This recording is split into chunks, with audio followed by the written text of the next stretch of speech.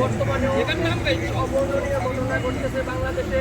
Internet বন্ধ করে দিয়ে কত লোককে হত্যা করা হয়েছে, কত লোককে অ্যারেস্ট করা হয়েছে, বর্তমানে হচ্ছে। তার নির্দিষ্ট হিসেবে আমরা জানি না। বাংলাদেশের পক্ষ থেকে আমাদের আমি চাই তদন্ত করা উচিত। এটা কোনো যুদ্ধপত্র ছিল না। তারপরেও তারা ইউনাইটেড নেশনসের হেলিকপ্টার গাড়ি ব্যবহার করে বাংলাদেশের মানুষের উপরে নৃশংস হত্যাকাণ্ড চালিয়েছে। তার সুষ্ঠু বিচার চাই আমরা। থ্যাংক ইউ, ধন্যবাদ। এতদিন আমরা দেখেছি, আমি এখানে কোনো রাজনৈতিক বক্তব্য দিতে এসেছি। আপনারা আমাদের ট্র্যাক রেকর্ড চেক করলে দেখতে পারবেন আমার কোনো রাজনৈতিক দলের সাথে সম্পর্ক নেই। কিন্তু এতদিন আমরা দেখতাম আমাদের এই 15 বছরের গভর্নমেন্ট মানুষকে ব্লেম করার চেষ্টা করতো, যেটা এখনো করছে, যে এরা জামাত শিবির, এরা বিএনপি, এরা ব্লা ব্লা ব্লা ব্লা ব্লা। যে বাচ্চাটা গতকালকে ছাদে মারা গিয়েছে সেই কোন দল করে? এটা আমার কোয়েশ্চেন, এটা আমার সবার কাছে কোয়েশ্চেন। আবু সাইদ এবং যেই স্টুডেন্টগুলো মারা গিয়েছে তাদেরকে আমরা দেখলাম এখন আর রাজনৈতিক ট্যাগ দিতে পারছে না। তাদের 360 ডিগ্রি ইনভেস্টিগেশন করার পরও দেখতে পারলাম তাদেরকে জামাত শিবির আর বলতে পারছে না। এখন তাদের কি বলল তথ্যমন্ত্রী? তারা নাকি নেশাগ্রস্ত।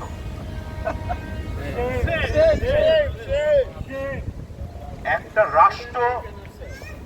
রাষ্ট্র কোন জায়গায় নেমে গেলে তার নাগরিককে নেশাগ্রস্ত বলতে পারে।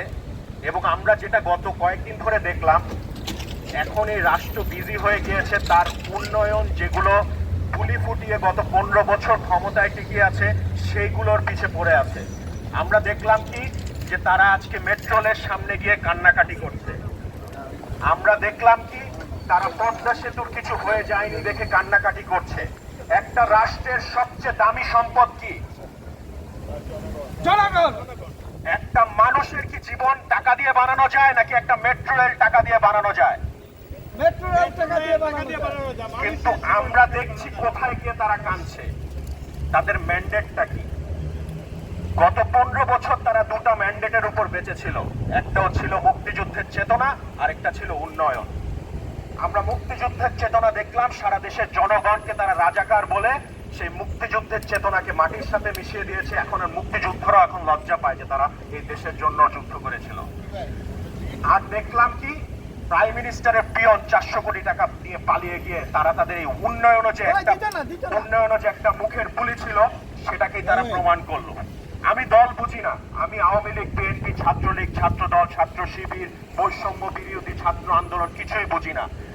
আমি বুঝি এই মানুষগুলো যারা মারা গেছে তাদের বিচার।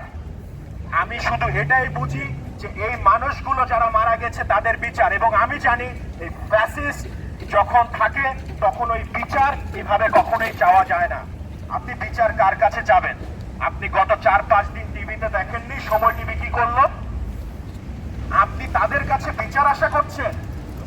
উই ওয়ান্ট জাস্টিস, এই কথাটাই আমার কাছে এখন হাস্যকর মনে হয়েছে। আমি কার কাছে জাস্টিস চাচ্ছি? আমি ইউএন এর সামনে আছি, আমাদের কাছে অনেক ইউএনের অফিসিয়াল হেলিকপ্টার ইউজ করা হয়েছে। I have a very good question to you. Shade in the Bangladesh? Same. What kind of genocide is doing the Bangladesh government with your own vehicle? Right.